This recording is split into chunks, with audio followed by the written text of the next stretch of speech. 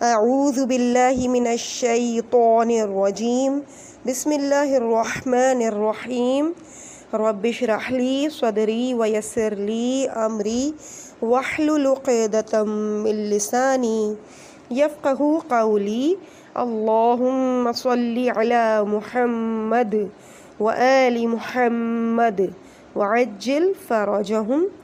کاشانہ بصیرت کے انتہائی محترم سامعین، السلام علیکم ورحمۃ اللہ وبرکاتہ۔ آیت اللہ دست غیب شیرازی کی تقاریر پہ مشتمل کتاب جنت کی ریڈنگ کا پارٹ نمبر 11 آپ کی سماعتوں کی نظر کیا جا رہا ہے۔ ہم صفحہ نمبر 189 تک پہنچ چکے ہیں۔ بسم اللہ الرحمن الرحیم۔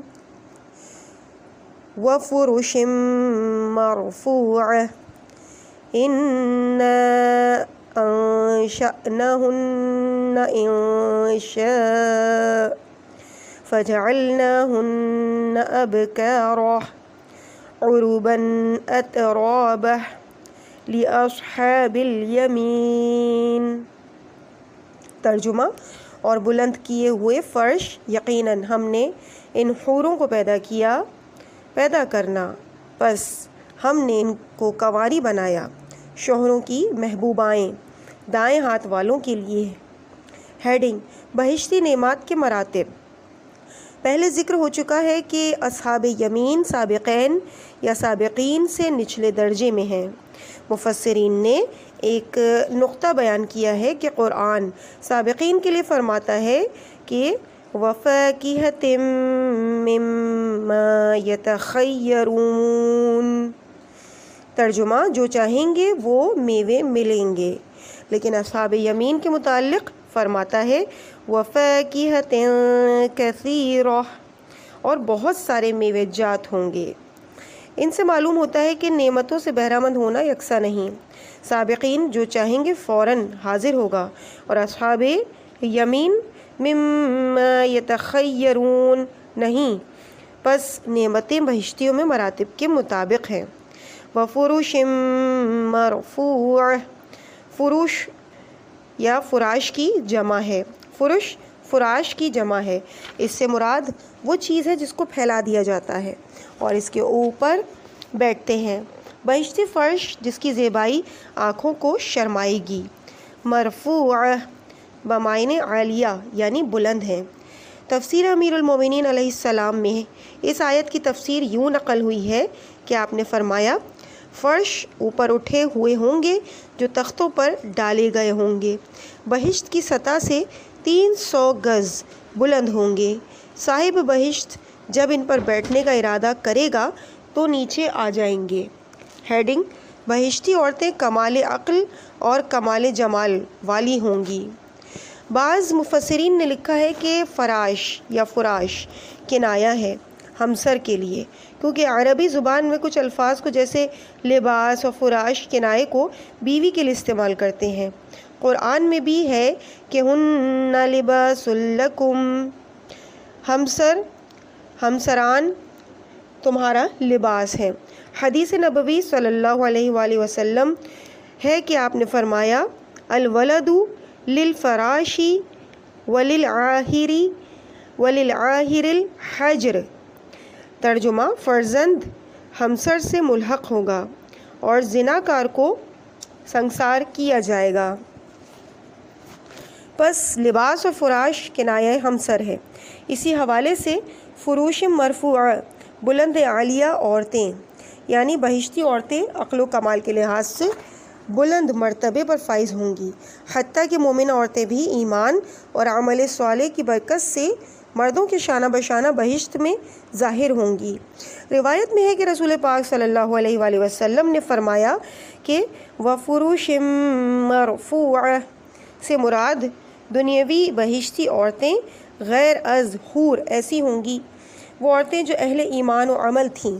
ان کے کمال و جمال کو خدا جدید بنا دے گا۔ لہٰذا دوسری آیت اِنَّا أَنشَأْنَاهُنَّ إِنشَاءً، ہم نے ان کو ایک ایجاد سے ایجاد کیا۔ ہیڈنگ: مومن عورتیں اپنے شوہروں کا انتخاب کریں گی۔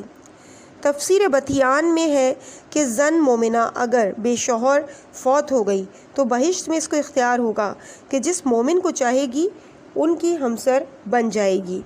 اگر دنیا میں شوہر تھا اور قیامت میں اس کا شوہر بھی بہشتی ہوا تو اس کے ساتھ ازواج کرے گی، اگر شوہر جہنمی ہوا تو پھر بھی ان کو اختیار ہے، جس مومن سے چاہے شادی کر سکتی ہے۔ اگر دنیا میں بہت سے شوہر کیے اور سارے بہشتی ہیں تو آخری کے ساتھ ازواج کرے گی، اگر ایک بہشتی ہے تو اس سے شادی ہوگی۔ پس مقصود فرش مرفوعہ سے وہ مومنات ہیں جن کی عقل و جمال و کمال تک خدا انشاء کرے گا۔ بعض مفسرین نے انشاء کے بارے میں ایک صفت کو مقدر سمجھا ہے۔ انہوں نے فرمایا کہ انشاء عجب یعنی ہمسران کو ایجاد کیا بطور عجیب۔ تعبیر رسول پاک صلی اللہ علیہ وآلہ وسلم تو یہ ہے کہ یہ وہ بوڑھی عورتیں ہوں گی کہ جن کے بال عبادت خدا میں سفید ہو چکے ہوں گے، ان کو خدا جوان کر دے گا اور 33 سال کی ہو کر بہشت میں وارد ہوں گی۔ ہیڈنگ جوان ہو کر بہشت جائیں گے۔ روایت ہے کہ شہنشاہ دو عالم حضرت محمد مصطفیٰ صلی اللہ علیہ وآلہ وسلم حضرت عائشہ کے پاس آئے۔ ایک بوڑھی عورت اس کے پاس بیٹھی تھی۔ حضرت نے پوچھا یہ کون ہے؟ بی بی عائشہ نے عرض کیا میری خالہ ہیں۔ اس بوڑھی عورت نے درخواست کی کہ یا رسول اللہ میرے لیے دعا کریں کہ خدا مجھے بہشت میں داخل کرے۔ پیغمبر نے فرمایا کیا تو یہ نہیں جانتی کہ کوئی بوڑھی عورت جنت میں نہیں جائے گی؟ تو وہ رونے لگی۔ جب گھر جانے لگی تو حضرت عائشہ نے کہا یا رسول اللہ یہ عورت آپ کے فرمان سے روتی جا رہی ہے۔ حضرت نے فرمایا اس کو کہہ دو کہ بوڑھی عورت جنت میں نہیں جائے گی، یعنی وہ جوان ہو کر جنت میں جائے گی۔ یہ وہ مقام ہے کہ اس حدیث کو ابو بکر و عمر سیدہ کہول اہل الجنہ جعلی ثابت کیا جائے کہ بہشت میں جب بوڑھے ہیں ہی نہیں تو یہ سردار کہاں سے آ جائیں گے؟ جس طرح حدیث مشہور ہے کہ انا مدینۃ العلم وعلی بابوہا کے مقابل عمر کو جعلی سقف بنایا جبکہ شہر کی چھت ہی نہیں ہوتی۔ ہیڈنگ بہشتی عورتیں باکرا اور شوہر سے محبت کرنے والی ہوں گی۔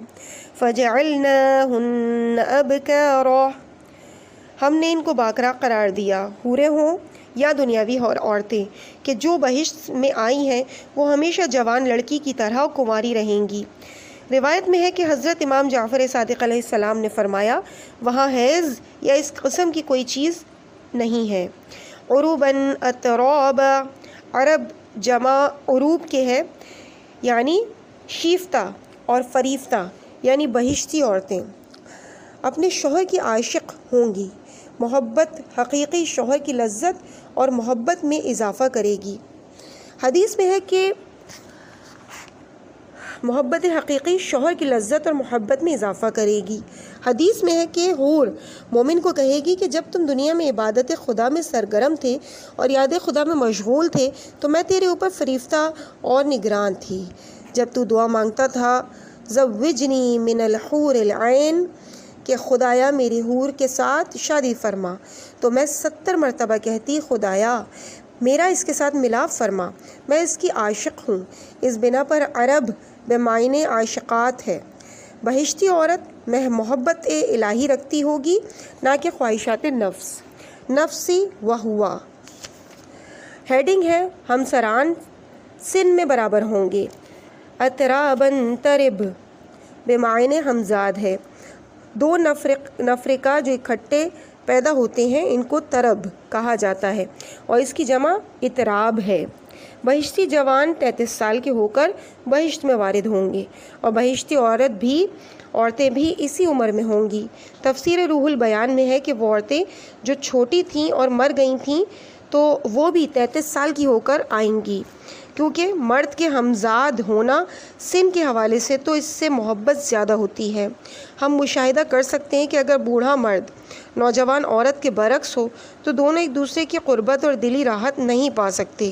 جب ایک دوسرے کے ہم عمر ہوں گے تو محبت زیادہ ہوتی ہے۔ سنی اور شیعہ تفاسیر میں ہے کہ بہشت میں عورتیں اور مرد دونوں شکل اور حسن و جمال میں برابر ہوں گے۔ ہیڈنگ ہے یمین علی علیہ السلام اور اصحاب یمین اس کے دوست ہیں۔ یہ نعمت کن کے لیے ہے؟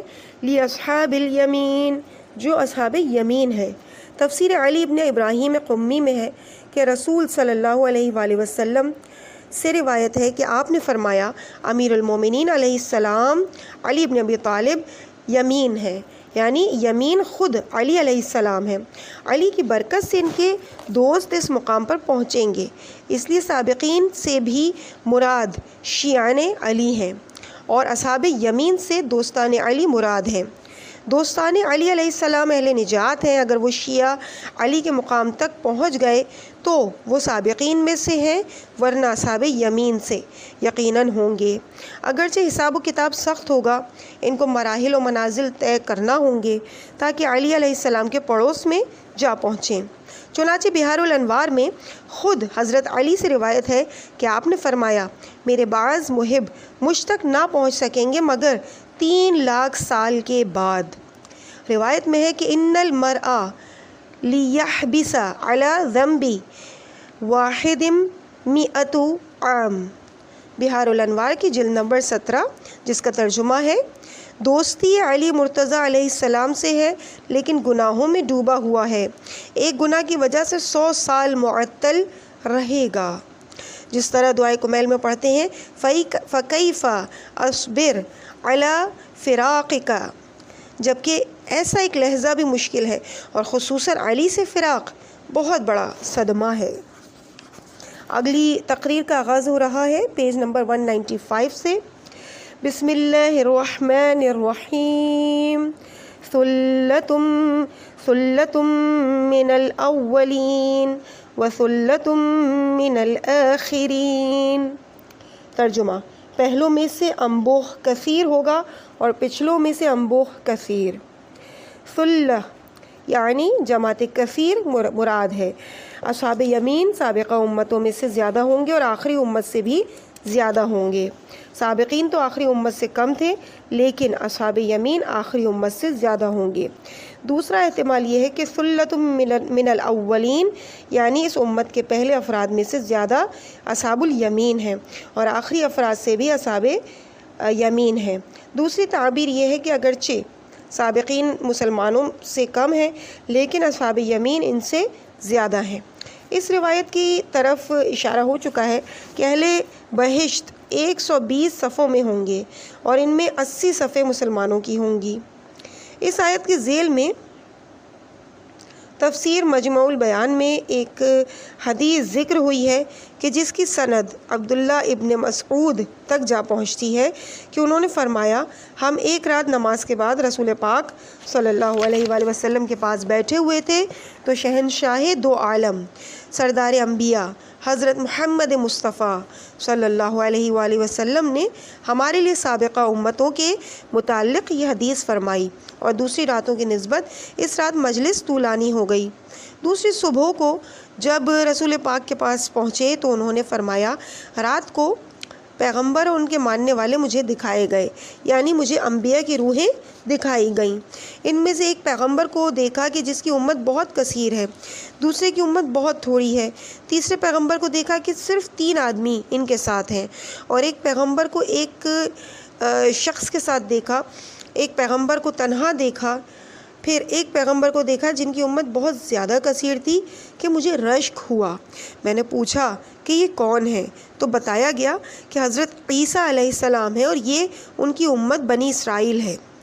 میں نے پوچھا میری امت کتنی ہوگی؟ جواب ملا دائیں طرف دیکھیں تو جہاں تک میری نظر جاتی تھی صحرائے مکہ میری امت سے پر تھا۔ آواز آئی کہ کیا آپ خوش ہیں؟ میں نے عرض کیا ہاں اے میرے پروردگار۔ تو آواز آئی بائیں طرف دیکھیں، دیکھا تو افق تک میری امت سے پر تھا۔ آواز آئی اب خوش ہیں؟ میں نے عرض کیا ہاں میرے اللہ۔ پھر فرمایا کہ اس تعداد سے 70,000 افراد کو بغیر حساب کے بہشت میں داخل کیا گیا ہے۔ عکاشی جو کہ صحابی ہیں جو پہلے مسلمان تھے، ان کی بڑی خدمات ہیں۔ جنگ احد میں تلوار ٹوٹ گئی تو پریشان ہو کر رسول پاک صلی اللہ علیہ وآلہ وسلم کے پاس آئے، حضور نے لکڑی کا ٹکڑا اٹھا کر دیا، وہ فوراً تلوار ہو گئی۔ اس سے جنگ کی مختصراً کے صحابی اٹھا اور عرض کیا یا رسول اللہ خدا سے چاہے کہ مجھے ان 70,000 افراد میں شمار کر لے جن سے حساب نہیں ہونا۔ رسول خدا نے دعا کی کے لیے ہاتھ اٹھائے اور عرض کیا اللہم اجعلہ منہم، خدایا اس کو ان سے قرار دے۔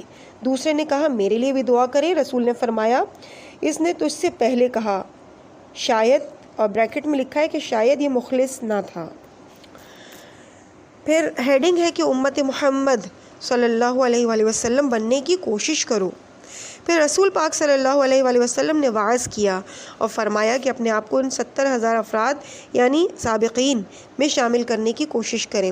اگر وہ نہیں بن سکتے تو جو مجھے اصحاب یمین دکھائے گئے ہیں ان سے بن جائے، اگر یہ بھی نہیں بن سکتے تو ان سے بنو جنہوں نے افق کو پر کیا ہوا ہے، یعنی امت کے جزو بنو اور ایمان سے مرو۔ اصحاب رونے لگے۔ پیغمبر نے فرمایا کہ مجھے امید ہے کہ بہشت کا چوتھا حصہ ہو، پھر فرمایا نصف حصہ، اور پھر فرمایا اکثر بہشت میں میری امت ہوگی۔ دوسری روایت میں 70,000 افراد سے مراد شیعان علی علیہ السلام ہے کہ رسول پاک نے فرمایا یا علی ہم شیعتک وانت امامہم، اگر کوئی صحیح شیعہ علی ہو جائے تو حساب و کتاب کی ضرورت نہیں، سیدھا بہشت میں جائے گا۔ لیکن سچی بات ہے کہ شیعہ علی ہونا بہت مشکل کام ہے۔ ہیڈنگ ہے علی علیہ السلام کا شیعہ گناہ نہیں کرتا۔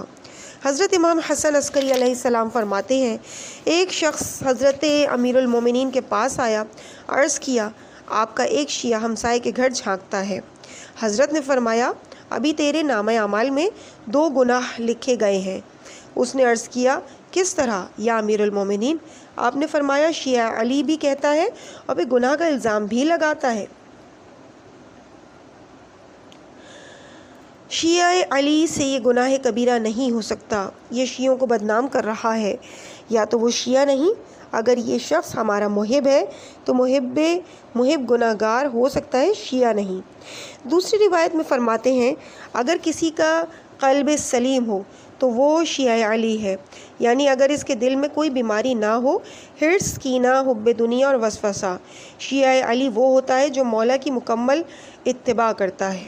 یہ 70,000 لوگ وہ ہیں کہ ان کی روحوں نے عالم ملکوت میں حضرت ابراہیم علیہ السلام کو جلوہ دکھایا تھا کہ ان کے انوار نے 14 انوار پاک معصومین علیہ السلام کے ارد گرد ملائے، اعلیٰ کو پر کیا ہوا تھا، اعلیٰ الف عین لام الف اور حمزہ کو پر کیا ہوا تھا۔ انہوں نے حضرت ابراہیم علیہ السلام سے کہا کہ یہ سب شیعان علی ہیں۔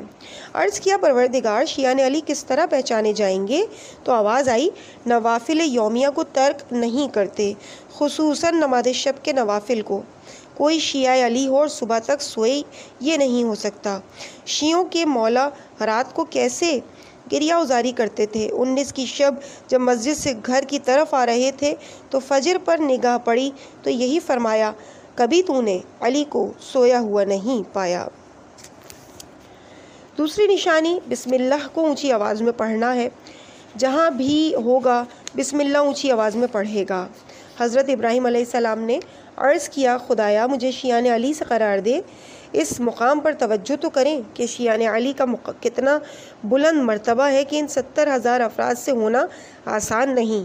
شیعہ کو چاہیے کہ ہر حرام سے پرہیز کرے، اس کا دل ہر گناہ سے پاک ہو، اس کے دل میں کبر، حرص، حسد وغیرہ کوئی قلبی مرض نہ ہو، ورنہ اس گروہ سے نہیں ہو سکتا۔ غیر اللہ سے توقع رکھنا، غیر حق پر توکل کرنا، خوشی، سرور یا ناراضی، یہ سب چیزیں دل کی بیماریاں ہیں۔ شیعان علی کا دل ان سے پاک ہوتا ہے۔ ہیڈنگ ہے عمار کا شیعہ علی ہونا۔ تفسیر امام حسن عسکری علیہ السلام میں ہے کہ جناب عمار امام جعفر صادق علیہ السلام کے اصحاب بریکٹ میں ہے کوفہ میں سے ایک بزرگ آدمی تھے۔ ایک عدالت میں فیصلہ ہوا کہ جو اس وقت کے قاضی ابن ابی داؤد نے کرنا تھا۔ جب عمار بھی اس کے گواہوں میں سے تھے، جب گواہی دی گئی تو قاضی نے انہیں کہا کہ تمہاری گواہی قبول نہیں کیونکہ تم رافضی ہو۔ جب حضرت عمار نے یہ سنا تو بلند آواز سے روئے۔ قاضی کو رحم آیا، چونکہ حضرت عمار بزرگان میں سے مشہور آدمی تھے، اس لیے قاضی نے کہا کہ کیا تم اہل علم و حدیث میں سے ہو، اگر میرے اس لفظ سے تمہیں تکلیف ہوئی ہو تو اعلان کرو کہ میں شیعہ علی نہیں ہوں، میں تمہاری گواہی قبول کر لوں گا۔ انہوں نے فرمایا میرا رونا اپنے لیے اور تیرے لیے ہے۔ اپنے لیے تو اس لیے ہے کہ مجھے بہت بڑی نسبت دے دی۔ رافضی تو وہ ہوتا ہے کہ جو باطل کو ترک کر دے، تو مجھے رافضی کہتا ہے، اتنی بڑی نسبت مجھے دیتا ہے، میں کہاں اور علی کا شیعہ اس کا مقام کہاں، ترک ہر باطل کہاں۔ اور تیرے لیے اس لیے روتا ہوں کہ تو نے اپنی اتنی بڑی نسبت کا توہین سمجھ کے ذکر کیا۔ جب یہ بات امام جعفر صادق علیہ السلام تک پہنچی تو آپ نے فرمایا عمار نے تواضع و انکساری کی وجہ سے یہ بات کہی، لہٰذا اگر اس کے گناہ آسمان و زمین سے بھی بڑے ہوں گے تو محو اور ختم ہو جائیں گے، اور اس کے اعمال صالح 1000 گنا ہو گئے۔ جو شخص خود کو چھوٹا سمجھے جیسے کہ واقع ہو تو خدا اس کو بزرگ کر دیتا ہے۔ ہاں، ہم کہاں شیعان علی علیہ السلام کہاں، ہم تو صرف علی کے شیعوں کی شکل میں ہیں۔ اس سے دل خوش ہے، ان کو دوست رکھتے ہیں، ہم کو امید ہے کہ خدا ہم کو ان کے ساتھ محشور فرمائے گا، آمین۔ اگلی تقریر کا آغاز ہو رہا ہے پیج نمبر 201 سے۔ بسم اللہ الرحمن الرحیم، لِأَصْحَابِ الْيَمِينِ ثُلَّةٌ مِّنَ الْأَوَّلِينَ وَثُلَّةٌ مِّنَ الْآخِرِينَ۔ دائیں ہاتھ والوں کے لیے پہلوؤں میں سے انبوہ کثیر ہوگا اور پچھلوں میں سے انبوہ کثیر۔ ہیڈنگ شیعان علی علیہ السلام کے خواص۔ شیعوں کے اوصاف ذکر ہوئے کہ سابقین سے مراد شیعہ ہیں جو بغیر حساب کے جنت میں جائیں گے۔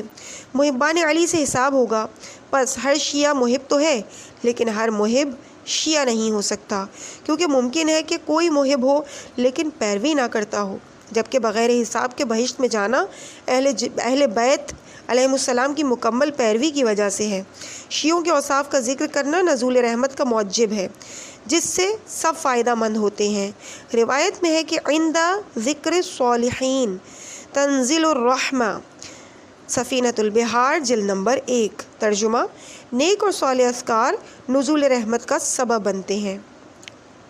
ہم اوصاف شیعہ کو دیکھ کر اپنا وزن کر سکیں گے کہ کیا ہم میں وہ اوصاف ہیں، اور تیسری بات یہ کہ اگر شیعوں والے اوصاف نہیں تو پھر تعجب نہ کریں اور اپنے آپ کو فریب نہ دیں کہ ہم شیعہ ہیں۔ ہیڈنگ علامات شیعہ۔ بحار الانوار میں روایت ہے کہ حضرت امیر المومنین علیہ السلام کے پاس کچھ لوگ آئے اور انہوں نے کہا کہ ہم آپ کے شیعہ ہیں۔ حضرت نے فرمایا آپ میں کوئی نشانی نہیں۔ انہوں نے پوچھا شیعوں کی کیا نشانی ہوتی ہے؟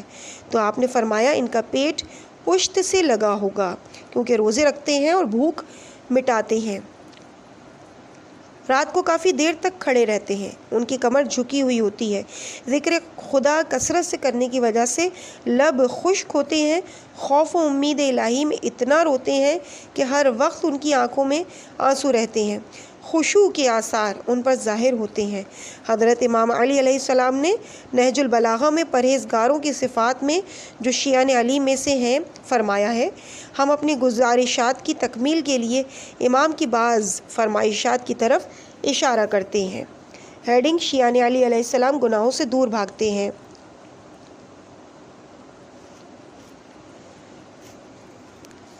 ان کی گفتار صحیح ہوتی ہے، ہر قسم کی ناروا کلام سے پاک ہوتے ہیں، غیبت، جھوٹ، تہمت، قول بغیر علم، مومن کی توہین کرنا، مومن کا راز فاش کرنا، گالی، قذف وغیرہ سے پاک ہوتے ہیں۔ لباس میں متوسط ہوتے ہیں، ان کا چلنا خضوع سے ہوتا ہے، آنکھوں سے حرام کو نہیں دیکھتا، فائدہ مند دانش کی طرف توجہ کرتے ہیں، اگر موت حتمی نہ ہوتی تو ان کی جان 1 منٹ کے لیے بھی جسم میں نہ ٹھہرتی، خدا کے سامنے پیش ہونے کے لیے خوف الہی اور شوق دیدار بھی ہوتا ہے۔ ہیڈنگ ان کے نزدیک بزرگ صرف خدا ہے، خدا ان کے نزدیک بزرگ و برتر ہے، اس کے علاوہ ہر چیز چھوٹی ہے، وہ بہشت کو دیکھ رہے ہوتے ہیں، اس کی نعمتوں سے مستفید ہوتے ہیں اور دوزخ کو بھی دیکھ رہے ہوتے ہیں، اس کے عذاب سے اتنا ہی ناراض ہوتے ہیں گویا جہنم کے شعلوں کی آواز ان کے کانوں میں پڑ رہی ہوتی ہے۔ ہیڈنگ وہ لوگ جو اپنے سے بدبین ہوتے ہیں، وَهُمْ لِأَنفُسِهِمْ متہمون ومن اعمالہم مشفقون، اپنے آپ کو تہمت لگاتے ہیں، یعنی خیرات بہت کرتے ہیں لیکن کہتے ہیں کوئی عمل خیر نہیں کر سکے، اپنے کاموں سے ڈرتے ہیں، اپنے سے راضی ہونا نشانی جہالت ہے، وہ اہل علم ہوتے ہیں۔ شیعہ علی کے اعمال جتنا بھی زیادہ ہوں گے، ان کی نگاہ مولائے کائنات امیر المومنین علیہ السلام کے اعمال پہ ہوتی ہے۔ السلام علی میزان الاعمال، وہ کہتا ہے کہ میں کہاں اور علی کہاں، یہ لوگ پاک ہوتے ہیں لیکن خوف خدا سے روتے ہیں۔ ہیڈنگ: سلمان وقت موت کیوں روتا ہے؟ سلمان فارسی رضی اللہ تعالی عنہ پہلا بڑا شیعہ علی ہے۔ کتاب عدۃ الداعی میں ہے کہ وقت موت حضرت سلمان علیہ السلام رونے لگے۔ وہ سلمان جو علم لدنی سے لگاؤ رکھتا تھا، گزشتہ اور آئندہ کے حالات سے واقف تھا، خارق عادت، جب اس سے رونے کی وجہ پوچھی گئی تو فرمایا میں ڈرتا ہوں کہ شاید رسول پاک صلی اللہ علیہ وآلہ وسلم کی وصیت پر عمل نہ کیا۔ حجۃ الوداع کے موقع پر غلاف کعبہ کو پکڑ کے رسول پاک نے فرمایا اے مسلمانوں، دنیا میں سوار کی زندگی گزارو، سوار زین پر رہنے کے لیے بر وقت کتنا انتظام کرتا ہے۔ میں ڈرتا ہوں کہ شاید اس وصیت پر پورا عمل نہ کر سکا ہوں، حالانکہ سلمان کے گھر سوائے گوشت کی ایک کھال، پیالے اور لوٹے کے علاوہ کچھ نہ تھا۔ ان حالات کو دیکھ کر ہمیں شرم آتی ہے کہ ہم کہیں کہ ہم شیعہ علی ہیں۔ ہیڈنگ: دن کو خوش ہوتے ہیں اور رات کو روتے ہیں۔ یمسون حزنا و یصبحون فرحا، شیعہ علی علیہ السلام رات کو اس لیے روتے ہیں کہ شاید ہم سے عبادت فوت نہ ہو جائے، برکتوں سے محروم نہ ہو جائیں۔ وقت سحر یہ قافلہ آخرت کا سامان تیار کرتا ہے، لہٰذا روتے ہیں کہ قافلہ تیار ہے، کہیں ہمیں نیند نہ آ جائے۔ وقت سحر بیدار ہوں گے یا نہیں؟ شب مردان خدا روز جہان افروز است، روشنان را بحقیقت شب ظلمانی نیست۔ صبح کو خوش اس لیے ہوتے ہیں کہ رات کو عبادت کریں گے، چنانچہ خدا کا شکریہ ادا کرتے ہیں کہ ہمیں توفیق عنایت فرمائی، لیکن ہماری حالت تو یہ ہے کہ ہماری ہر خوشی اور غم امور دنیا کے لیے ہے۔ دنیا کا کام خراب ہو جائے تو افسوس ہوتا ہے، خوشی تب ہوتی ہے کہ جب دنیاوی کام ہو جاتے ہیں۔ اگلی تقریر کا آغاز ہو رہا ہے صفحہ نمبر 206 سے، اور اس ریڈنگ کو انشاءاللہ ہم آپ کے سامنے اگلی ریڈنگ اگلے پارٹ میں انشاءاللہ پیش کریں گے، جو پارٹ نمبر 12 ہوگا، صفحہ نمبر ہوگا 206۔ مجھے اپنی دعاؤں میں یاد رکھیے گا۔ والسلام علیکم ورحمۃ اللہ وبرکاتہ۔